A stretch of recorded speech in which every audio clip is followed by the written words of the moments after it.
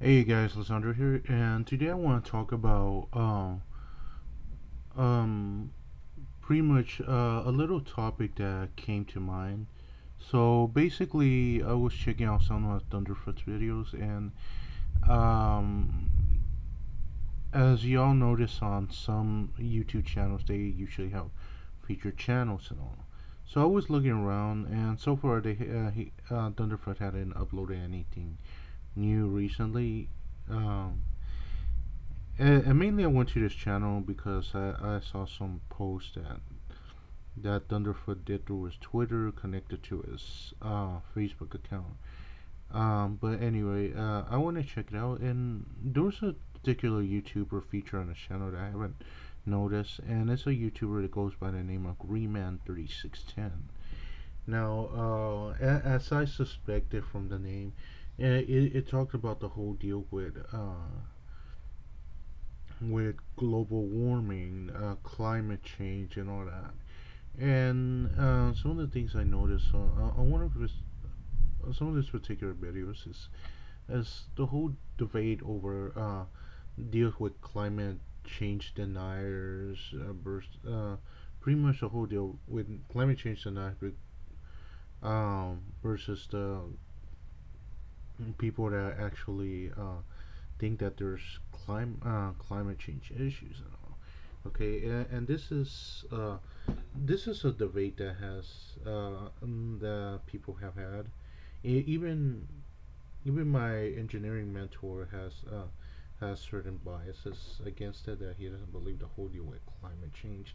Well, actually, the exact words were that doesn't think that climate change is man-made and all, but that's a different deal, and it's understandable. It's a it's a really deeply debated topic, but the thing is, here's the thing.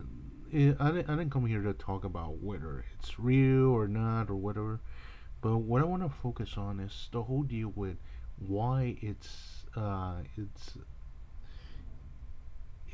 doubtful. Not exactly why it's doubtful, but why do people distrust either side? And the whole deal has to do with the fact that because of uh, because of how people distrust the government, distrust politicians, rich people, and all that. But mainly because of this is all due to the pretty much the infiltration of politics um, into the whole field of science itself. This is especially due to whole deals with institutions financing or certain countries or certain companies or even government contract financings and things like that. And the thing is, when you allow politics to filter through a lot of the things, and it's not just on like corporate level. It's also like, for example, uh, on like how can I say, on the civil level. And what I mean by civil level is that even there are a lot of, for example, there's a lot of activists, people who are politically involved that put bring in skepticism to that. I understand skepticism in regard to that, but it's one thing being skeptic within the confines of rationality, and another thing being skeptic beyond all reason of everything. But I'll talk about that some other time in regard to skepticism and all. But the deal is, when you allow politics to filter in science, it distorts your results. It affects your results. For example, maybe the person uh, that's financing you, the overall result of a scientific experiment um, lands a result that's inconvenient for you. So, what's the what's the probability of that person trying to cover up or trying to tell you to cover up your results or everything. And because of that, that's why a lot of social justice warriors, activists, and all these different people, they're like pretty much distrustful of like any large institution, anything that that lands people a large sum of money, they consider it evil and all. And the thing is that over this whole deal, this whole debate over this deal, this is all because you allow this whole deal with politics is just distorted. Okay, I was watching some of the things that Ted Cruz was saying, some of the things that other two renowned two renowned scientists were saying, you know, and it's just outrageous that you can't even in people of that higher that much of higher standard, you can't even rely on what is being said, and it just puts down. So when you get to the point where you start educating younger generations, then what kind of information are you gonna feed them? Are you gonna feed them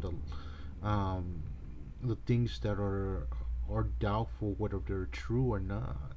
Are you gonna feed them speculations that some of the activists have, or what do you give them? What what do you provide to these younger generations? Because if this continues, just there'll be a lot of uh,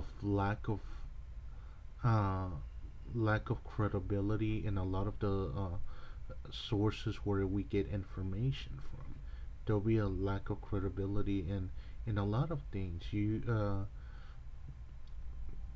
because let's say for example, there's a large breakthrough and uh, some large funded research, but overall, and I know this sounds like the expressions of conspiracy theorists, but I'm just putting a premise on it. I'm not taking sides. I don't take sides in regard to these controversial things. But let's say, for example, that if you were to fund a, a large scientific project, and the results that come back are inconvenient to you, and let's say you cover it up, and suppose that information is going to be printed out in the textbooks, are you really gonna give out the are you really gonna let what you want people to think to be expressed as the truth, or are you gonna actually put out the actual facts? Because the thing is with science, it's supposed to be objective. It's supposed to be free of all of the biases that people have. It's not supposed to be influenced by opinions or any personal biases or anything like that. And that's exactly what's happening. There's too many things that are affecting the credibility of how people interact with the information that's provided by some of the research that's going on. And I understand this is part of the reason why science is very critical when it comes to researching, evaluating results, and things like that. But in an age where you have a lot of conspiracy theorists that make speculations and claims and have all these things that they're trying to proclaim, that the likelihood is just something born out of their own apophenia, then what do you trust? What do you trust? And one of the things I like to relate to this is the a little premise brought by the a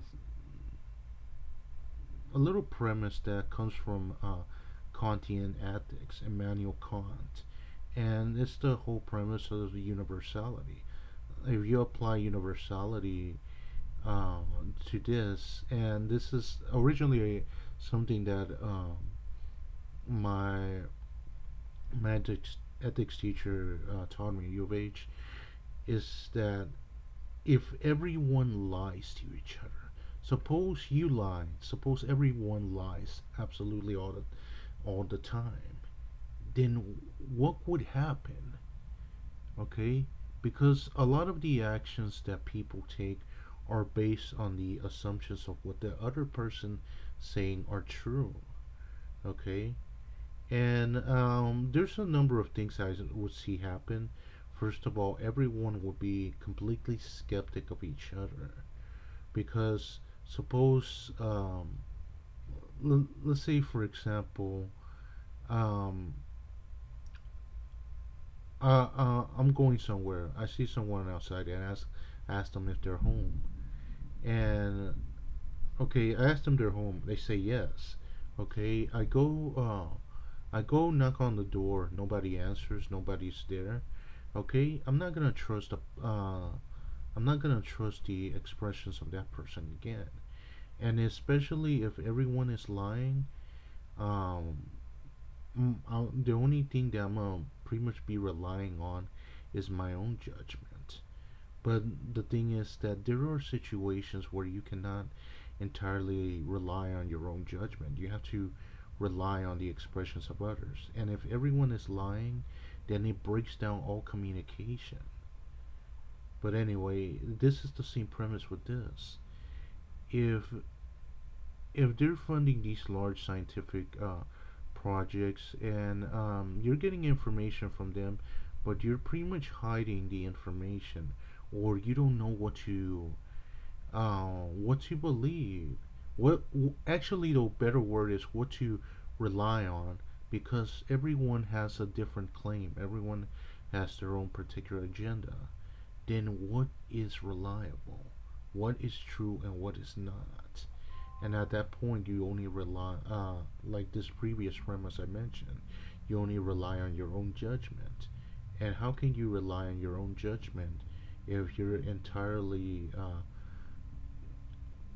how can I say, you're entirely ignorant when it comes to what is being said, especially if it's a topic you're not familiar with, and and you can't research it because you rely on the expressions of others, and even then, um, you you're pretty much at loss there. And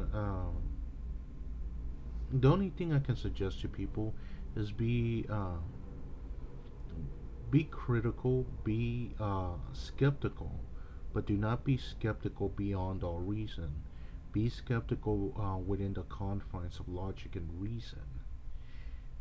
Okay, and lastly, don't rely on your own personal biases, because what you feel is right isn't necessarily always right.